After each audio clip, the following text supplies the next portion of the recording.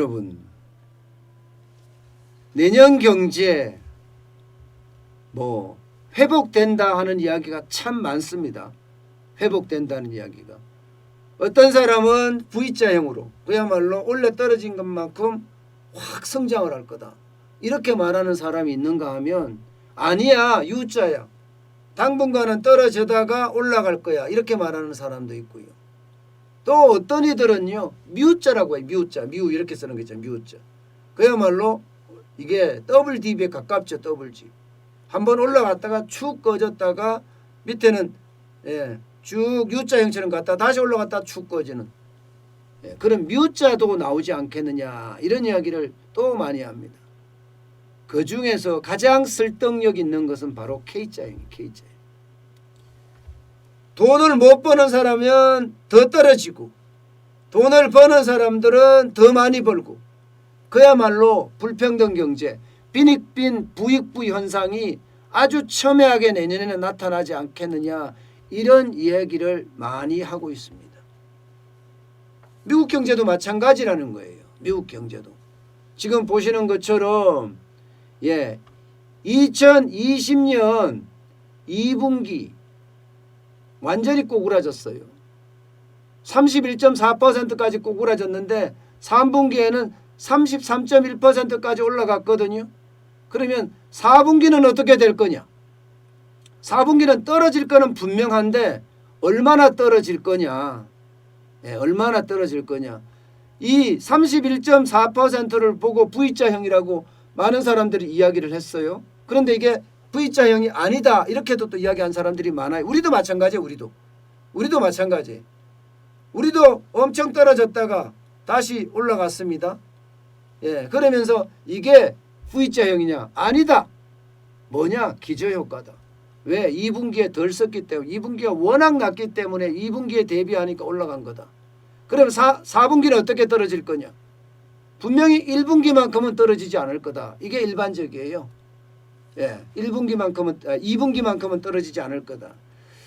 그렇게 된다고 하더라도 세계 경제가 굉장히 상황이 좋지 않은 건 분명해 보입니다.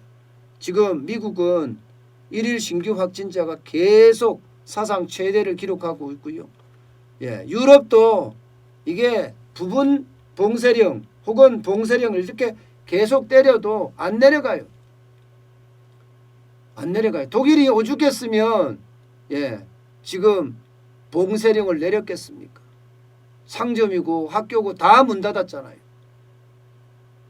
독일이. 그럼 세계 경제 자체가 지금 4분기에 또 내려간다는 이야기잖아요. 4분기. 하향 곡선을 이룬다는 거예요. 그러면 대한민국은 어떻게 될까요? 대한민국은요, 지금 전문가들에 따라 조금 다르긴 하지만 제가 보기에는 내년에도 이거 심상치 않습니다. 제가 나이키형이라고 저는 이야기를 했는데 L자형보다는 조금 낫다. 그러니까 상저하고다. 이렇게 이야기를 해왔는데 이게 상저하고가 될 거는 분명하겠지만 과연 백신을 확보하지 않은 상태에서 대한민국의 어떤 성장성을 가져갈 수 있겠느냐, 거기에 대해서는 답을 못 하겠어요. 지금 백신이 가장 빨리 확보돼서 접종이 시작된다고 하더라도 정부가 이야기하는 건 3월 초예요.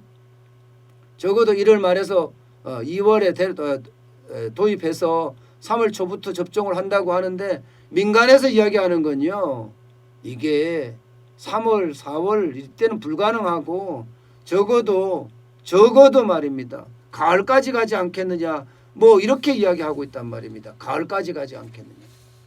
그렇게 되면 우리 경제는 굉장히 어려워지는 그런 양상을 펼칠 겁니다. 게다가 지금 문재인 정부의 경제정책이 완전히 실패한 상태잖아요.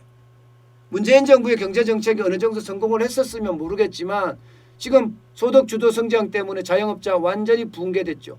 게다가 기업을 규제하는 법이 얼마나 지금 많습니까? 장난 아니잖아요. 기업 규제법이 지금 이게 뭐라고 이야기해야 돼요? 완전히 수갑이 아니라 꽁꽁 묶어버렸어요. 여기에다 코로나19가 지금 창궐하는 속도가 그 어느 때보다 빠릅니다. 그러면 보세요. 자, 바닥경제, 자영업자 경제가 되겠습니까? 안 되죠. 자영업자가 안 되면 500만, 600만이 되는 자영업자가 안 되면 가계소득 줄어요. 가계의 사업소득 준다고요. 가계의 사업소득이 줄게 되면 당연히 소비가 줄어듭니다. 여기에다가 실물경제가 사실 기업경제인데, 기업의 생산경제인데 기업의 생산이 제대로 날 거냐? 코로나19 때문에도 충격을 받지만 워낙 많은 기업 규제법 때문에도 기업이 어렵습니다. 그러면 기업이 성장하기가 만만치가 않아요. 게다가 소비까지 받쳐줘야 되는데 물가 상승률이 0점대니 소비도 안 받쳐준다는 거잖아요. 그러면 제가 보기에는 1분기가 굉장한 위기가 오지 않을까. 1분기에. 코로나19가 지금 조기에 잡히지 않는다면 내년 1분기는요. 그 어느 때보다가 피눈물을 흘릴 거다. 저는 이렇게 생각을 합니다. 반면에 돈 있는 사람들은 너무 좋아질지도 몰라요. 현금 많은 사람들 입장에서야 이제 이게 만약에 심각한 상황으로 가서 버블이 붕괴까지 된다고 이야기하면 그러면 자산에 대한 붕괴도 보이거든요. 보이거든요. 그만큼 지금 최악의 상황으로 가고 있다. 그리고 불평등 경제, 돈 있는 사람은 더 잘 되고 돈 없는 사람 더 못 되는 그런 불평등 경제가 굉장히 심각할 거다. 기업도 마찬가지입니다. 기업도 지금 한계 기업이 굉장히 늘어나잖아요. 그죠? 몇몇 기업은 굉장히 또 잘 나갑니다. 몇몇 기업은 언택트 이코노미에 맞춰진 기업들은 잘 나가고요. 그 외에 나머지 기업들은 좀 최악의 어떤 상황으로 가고 있고요. 수출도 마찬가지예요. 수출도 몇몇 대기업은 날아가는데 나머지 대부분의 기업들은 지금 최악으로 가잖아요. 이게 이 국민들에게 소득에도 이렇게 영향을 굉장히 많이 미칩니다. 국민 소득도 잘 되는 사람, 돈 있는 사람들 입장에서야 현금 가지고 굴리니까 기회를 많이 잡을 수 있어서 부익 부가 되는 거지만 돈이 없는 사람은 먹고 살기도 힘드니까 빈이 되는 겁니다. 그만큼 심각한 내년의 상황이 참 어렵다. 그렇게 지금 말씀드릴 수 있을 것 같아요. 그 어떤 때보다가 지금 상황이 저는 굉장히 큰 위기라고 봐요. 코로나19를 빨리 잡아야 되는 건데 이게 잡히겠냐 이거예요. 그렇지 않으면 우리 자영업자나 서민들은 그만큼 힘들어지지 않을까. 저는 또 한 번 생각을 해봅니다.